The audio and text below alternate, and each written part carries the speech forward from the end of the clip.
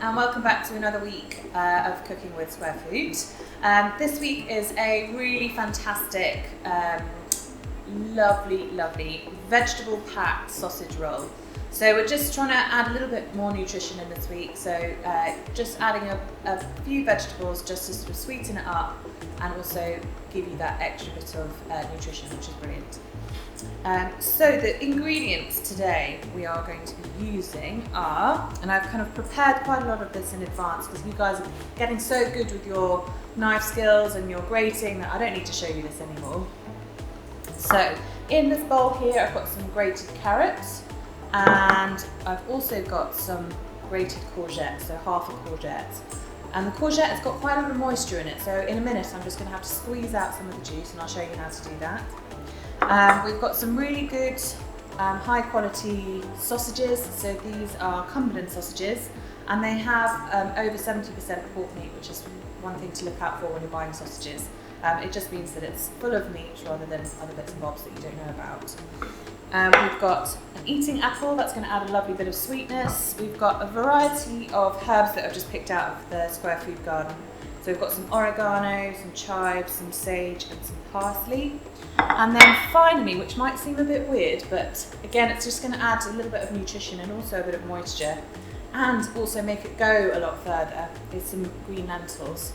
And these are just canned green lentils, so really easy to get in the supermarket. So we're going to squeeze all of that together and turn it into your filling to then put in some puff pastry, some ready bought puff pastry. Some things in life are too short to make it yourself, so there's absolutely nothing wrong with buying some ready rolled puff pastry. So I was talking about the courgettes earlier, so I'm just going to show you how to do that. So if you just grab yourself a bowl and a tea towel, any old nice clean tea towel, pop your courgette inside the tea towel, and then you're just going to gather it up as if you're sort of making a little bag, like that. You see that?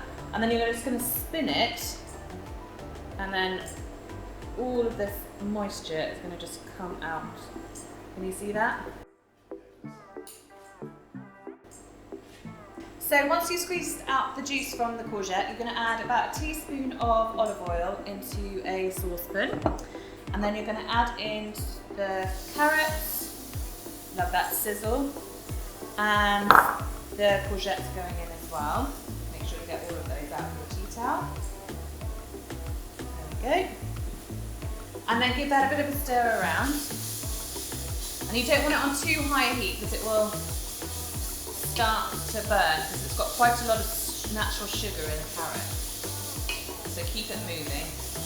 And then drop the temperature down, sort of a nice low temperature. And then into that we're going to put some 3 finger pinch of salt and also some pepper as well. Whilst that's happening, we're going to just chop our herbs. So I'm just going to get all of those onto the chopping board. Just pick off any stalky bits, you just want the leaves.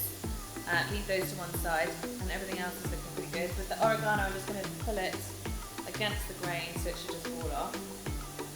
And then we're going to do what we like to call the cross chop. Again, you guys should be really good at this by now.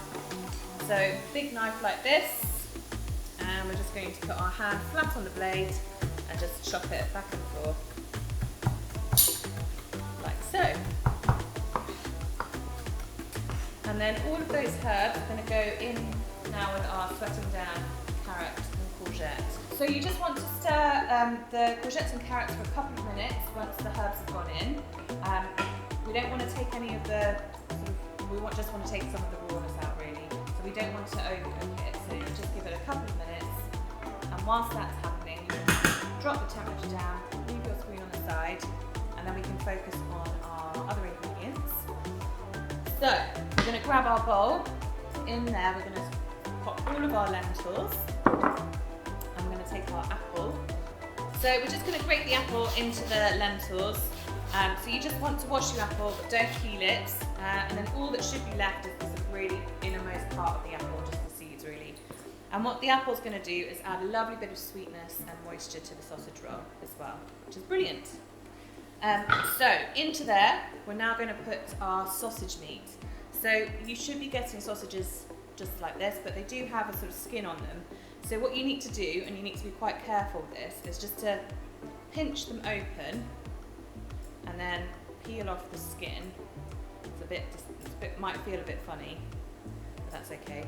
If you're going to eat meat, you need to handle it, so get practicing. And then all you'll be left with is the nice sort of inside part, and you want to discard the skin, so you can pop that over. So the courgette and carrots have had about 5 minutes of cooking, and that's all we want to give it. So I've just turned the heat off, and we're just going to leave that to cool down slightly.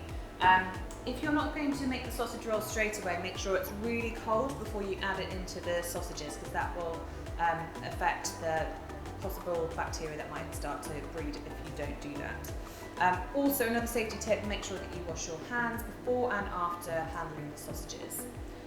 So in this bowl here we've got our sausages, our lentils and our apple, and then I'm just going to squeeze this together.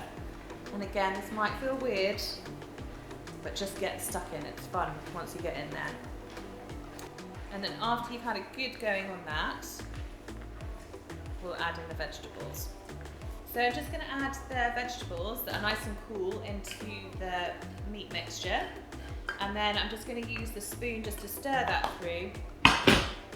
And then the biggest thing when you're making something like a meatball or a sausage roll is you can't taste it because it's raw.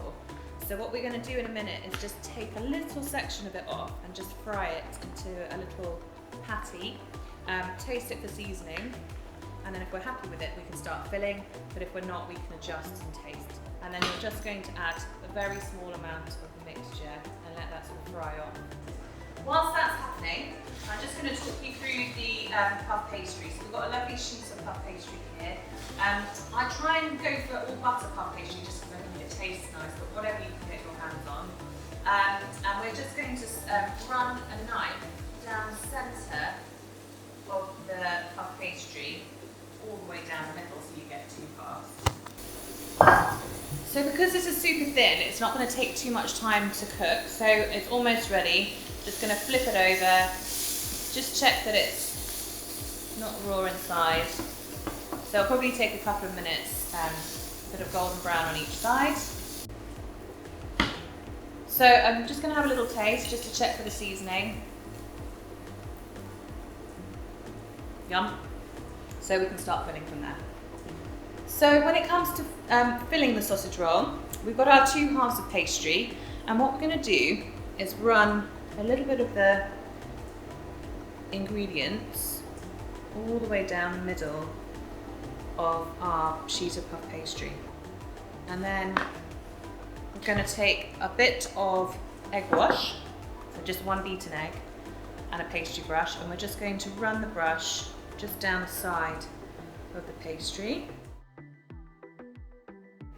So if you don't have a pastry brush, you can just simply use your fingers. So just dab your fingers and just run it down the side like that. Once you've done that, you're going to take the piece of pastry that's closest to you and just roll it over. So it might be a bit stretchy bit there.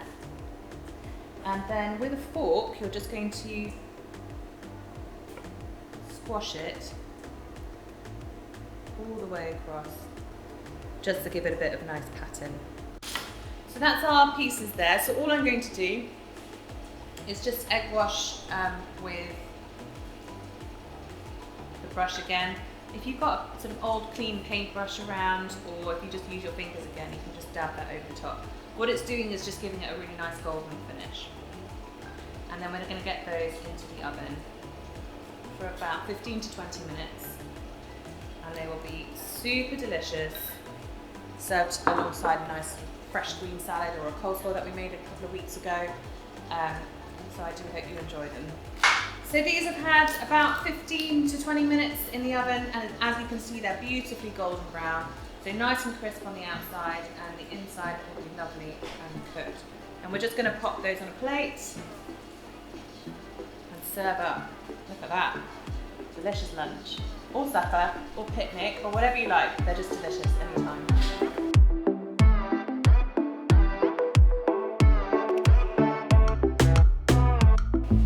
So I hope you enjoyed the recipe this week. As always, let us know how you got on and send any pictures in, as we love seeing it. Dig in, enjoy, and get stuck in, and keep doing it if you love it.